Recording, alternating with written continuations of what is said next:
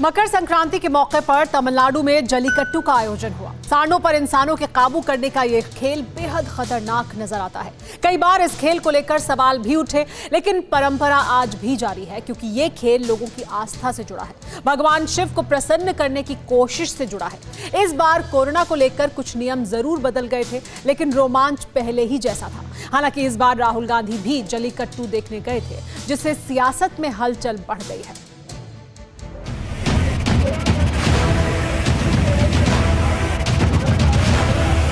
एक तरफ इंसानों की टोली तो दूसरी तरफ ताकतवर बैल और सांड। हर पल हर सेकंड खतरनाक है, लेकिन जोश में कोई कमी नहीं आती। टोली में मौजूद हर लड़का सांड पर काबू पाना चाहता है। कभी इंसान की जीत होती है, कभी शिकस्त। असल में ये कोई खेल नहीं, एक परंपरा है। तमिलनाडु की जल्लीकट्टू में गहरी आस्था है। क्यों, हम बताएंगे, लेकिन पहले जरा देखिए इस खेल में हर बार कोशिश क्या होती है। आखिर हर खिलाड़ी सांड की गर्दन पर लटक कर क्या करना चाहता है? किसी के हाथ में बड़ी रस्सी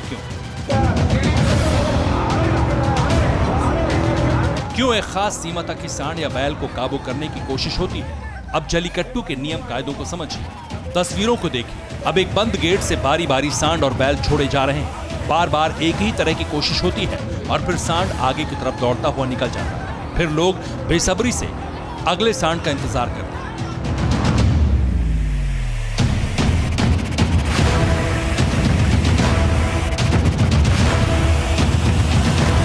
इस पूरे खेल में खिलाड़ी का दो मकसद है। पहला, सांड पर काबू करना, और दूसरा, सींग से सिक्कों की थैली को निकालना। मान्यता है कि सांड पर काबू करने से भगवान शिव प्रसन्न होते हैं। इसे लेकर खिलाड़ियों पर बाजी भी लगती है। लेकिन पहले के जमाने में तो इसी खेल के जरिए शादी ब्याह तय हो जाते थे।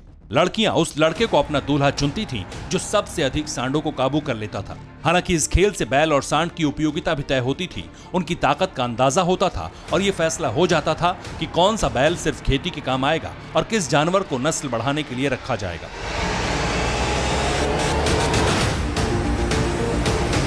अब जरा विदेश में होने वाली बुल फाइटिंग देखिए।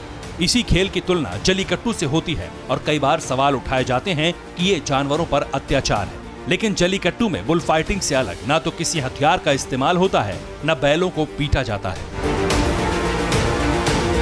तमिलनाडु में भगवान शिव की आराधना की जाती है। सांड को भगवान भोले की सवारी कहा गया, इसलिए मान्यता है कि जो लोग सांड पर काबू करते हैं उन्हें महादेव का आशीर्वाद मिलता है।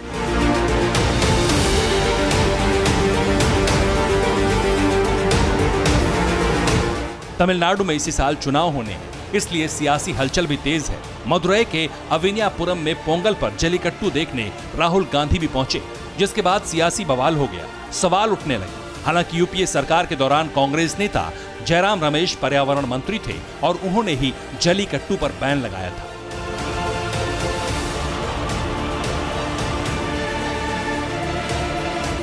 ऐसे में जब राहुल गांधी इस खेल को देखने पहुंचे तो सियासत में तरह तरह के सवाल उठने लगे और कांग्रेस सवालों में घिर गए। Bureau report, TV9 Bharatvarsh.